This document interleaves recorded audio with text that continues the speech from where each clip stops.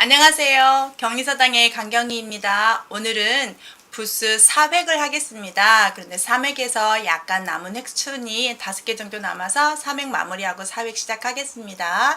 오늘 300은 주사릭, 활궁, 돼지머리개, 터럭삼, 자축허리척까지 하면 다 마무리가 되고요. 자, 4획은 마음심부터 시작을 합니다. 오늘 4획 부스는 마음심, 창과, 지게문호, 손수, 지탱할지, 칠복자를 하겠습니다. 4획도 3획과 마찬가지로 여러 개 회차가 있어서 나누어서 한번 알려드릴게요. 먼저 3획의 마무리인데요. 주사대기라는 말은 화살촉 끝에 줄을 매다른 모습이어서 주사리라고 불렀대요. 이게 들어가면 규칙을 딱 가지고 만들었던 무기이기 때문에 규칙이라는 뜻이 있고 화살이나 창하고 관련된 한자가 돼요. 그래서 줄이 매달린 화살, 여기에 보시면 예시를 보면 법식이라는 한자가 있는데 장인공 전 시간에 배운 것처럼 만들다죠. 그러면 주사를 만들었는데 모두가 똑같은 규격으로 똑같은 것을 썼다 해서 법식자를 이렇게 만들었다고 합니다. 그래서 주사릭이 들어가면 전쟁 무기인데 화살촉 끝에다가 줄을 매단 것 이렇게 정리하시면 될 것 같아요. 두 번째, 활공자는 주사리께 이어서 전쟁 무기인데 활 모양을 본뜬 한자고요. 이게 들어가서 화살과 화살촉을 양쪽에 들으면 끌인이라는 한자가 되는 것처럼 활공이 들어가면 활이라는 뜻이다 이렇게 하시면 됩니다. 그래서 이게 들어간 한자들이 상당히 여러 개 있는데 약할 약이라든지 강할 강이라든지 클홍이라든지 이런 한자들이 좀 있어요. 그래서 활공이 들어가면 전쟁 무기인데 이 활공자가 전 시간에 배웠던 몸기자하고 모양이 약간 비슷한데 아래가 틀리죠. 참고하시기 바랍니다. 세 번째 한자는 돼지머리 개자인데 흔히 이것도 튼 가로알이라고 부르는데 가로알하고는 관계가 하나도 없어요. 돼지머리 개자인데 우리 고사 지낼 때나 제사 지낼 때 또는 무당이 어떤 구슬할 때 올려놓는 돼지머리 모양을 그린 한자래요. 그래서 돼지가 입 벌리고 있는 큰 돼지 모양인데 이 모양은 이렇게도 쓰고 이렇게도 쓰는데 이런 모양으로 변하는 거 한자 보셨을 거예요. 이건 나무 깎을 녹이라는 한자인데 풀을 녹자나 기록할 녹자에 들어가 있지요. 그래서 이 윗부분이 이 모양하고 이 모양이 없었구나 이렇게 보시면 좋겠고요. 돼지머리 개자가 들어간 한자는 많지는 않아요. 이런 부스도 있구나, 이런 모양이 있을 때는 이렇게도 변형하는구나 까지만 아시면 좋겠고, 튼 가로알이라고 쓰는 한자는 해석은 없어요. 자, 그 다음 터럭삼자를 보면 머리카락 3개를 그리는 한자인데요. 이렇게 모양 형자에 들어간 것처럼 이렇게 쓰면 되고요. 이 앞에 있는 한자는 옛날에 형벌 중에서 목칼 있어요. 그래서 거기 목을 집어넣는데 칼날이 다 서 있어서 머리를 풀어 헤치고 앉아서 눕지도 못하고 아무것도 못하게 그 형틀을 목에다 끼워서 하는 형벌이 있는데요. 그 형자에다가 머리카락을 이렇게 풀어놓은 모양이다 해서 그렇게 초췌한 벌을 받는 모양에서 모양 형자를 만들었대요. 그래서 이 터럭 3자는 머리카락을 상징하고요. 이게 들어가면 다 머리카락이에요. 그래서 정말 간단하게 터럭이 몇 개 있어요? 3개. 그러니까 터럭 3 이렇게 외우시면 아주 편하죠. 그 다음 한자가 좀 할 말이 많은데요. 원래 이름은 자축거릴 척자예요. 근데 어른들은 두인변이나 중인변이라고 많이 알아요. 우리가 사람인변을 한번 배웠었죠. 사람인변이 어떻게 써있냐면 이렇게 쓰죠. 근데 이 사람인 변자를 어떻게 해요? 2개가 있는 거 아니야? 그래서 하나 더 있는 거 아니야? 그래서 두인변이라고 하고, 어른들은 겹치면 중자를 써야 중인변이네 라고 하지만 사람하고 관계된 한자가 아니라 이건 걸어가는 한자이기 때문에 원래 한자의 단일 행자에서 이쪽만 쓴 거예요. 그래서 얘만 한자는 자축거릴 척, 이것만 더 한자가 있는데 자축거릴 촉자예요. 그래서 2발이 있어야 걸어간다는데 한 발만 있기 때문에 빨리 걷지 못하고 천천히 걷는다는 말로 쓰는 한자입니다. 천천히까지 수식어를 붙이지 않아도 걷다 이렇게만 아시면 되는 한자예요. 사람이다가 아니라 걷다예요. 그래서 사람일 때는 사람을 쓰고 이게 들어가면 걷다가 돼서 단일 행자라든지 이 한자 뒤후자죠. 이것도 부수의 총 집합인데요. 지금 배우시는 거 걸어가다예요. 전 시간에 배웠던 거 작을 요자예요. 그 다음 한자는 뒤후자 아래에 있는 건 천천히 걸을 쇠예요. 그러면 천천히 작은 아이가 걸어간다는 뜻이 되겠죠. 그래서 천천히 작은 아이가 걸어가면 어른보다 빨리 갈 수가 없어서 뒤처지기 때문에 뒤후라고 표현하시면 되는 겁니다.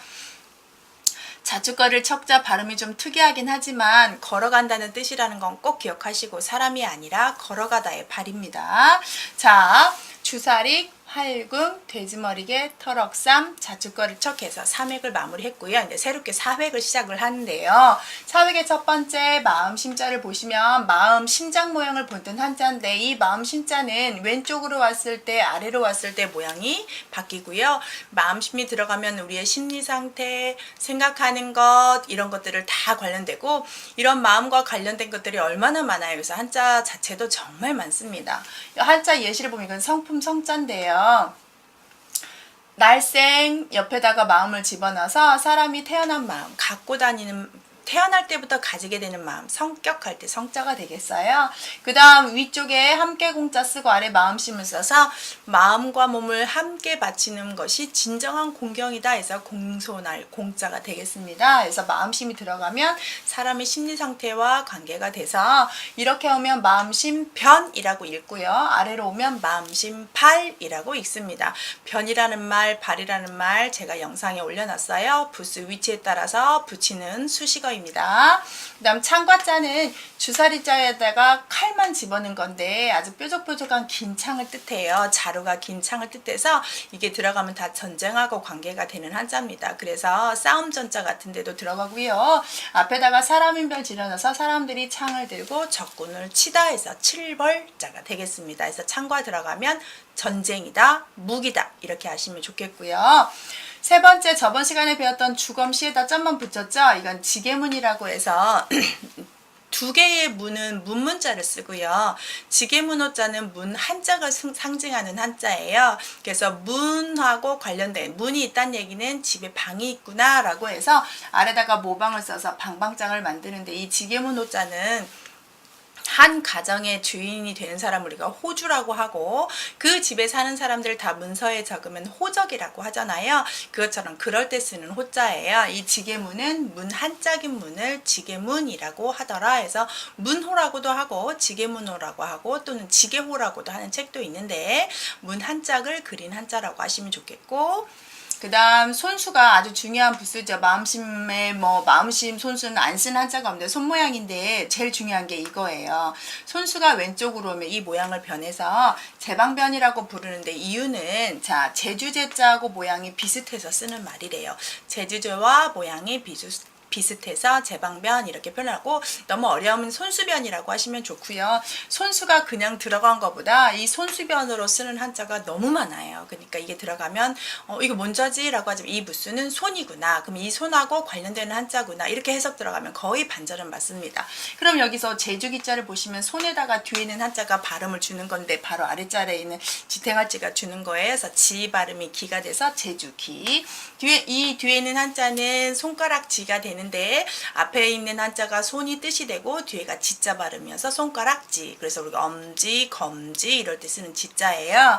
자, 손수는 옆으로 오면 변해서 손수변으로 변하는 자가 있고 모두 손하고 관계되는 해석으로 해야 된다. 이거 하나만 꼭 부수에서 알아두시고요. 손수는 쓰임이 많기 때문에 제가 한번 나눠서 설명하면서 영상 한번 올릴게요. 지탱할 지자도요. 아랫부분에 있는 한자는 손모양이라고 했어요. 우리가 2획에서 제가 또 우자 때 손모양 그렸고 손 한번 다시 그릴게요.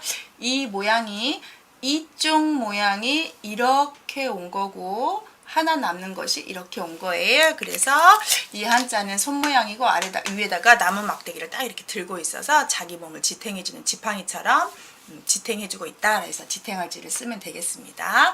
그 다음 마지막 이 열십자가 한쪽이 빠졌죠. 그래서 손에다가 막대기를 들고 치단데 이런 지휘봉을 뜻하거나 회초리를 뜻하게 하는 한자에서 이게 들어가면 때리다라는 관계가 돼요. 뭐라고 관계된다고요? 때리다. 꼭 기억하셔야 됩니다. 때리다라는 한자인데 자 아랫부분에 손 뒤에 위에 있는 막대기인데 이거는 한자가 그대로 오지 않고 이자로 변형을 해버려요. 거의 오는 위치가 오른쪽이다 보니까 그래서 등굴월문이라고 사람들이 붙이는데 자 이 말씀을 좀 설명할게요.